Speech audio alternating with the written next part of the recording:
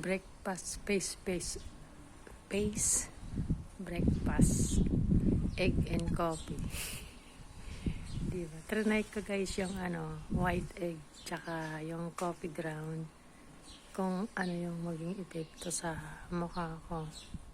Hindi kaya nakikita to ng nanay ko. Baka makita ng nanay ko magulat sa reaction yung nanay ko. Nandito pala siya. Late lang siya nagising. Siguro kasi wala naman yung tatay ko kaya ganun. So baka magulat siya.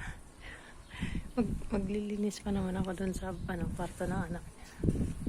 Hinayaan ko lang. Titigas naman siya kasi nga siya, yung white egg nga siya. Kaya matigas siya. Hindi siya totoo. So trinay ko lang. Baka magalit sa akin. Yung mukha ko guys. Diba? Mayroon pa akong sobra doon. Titignan ko tapos i-apply ko ulit. 2 times ako maglagay. Diba? Ano kaya maging epekto? Minsan kasi nag-try kasi guys yung nag-try yung mukha ko. Kaya kung ano-ano yung mga pinagtatry ko, naman siya. Natural naman tong ingredient. Wala naman mga chemical. So, hindi ako nag-worry sa mukha ko.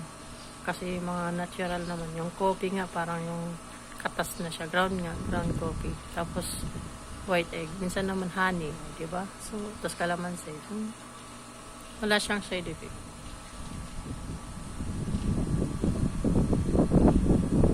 Kailangan natin guys, umabot ng 2 minutes.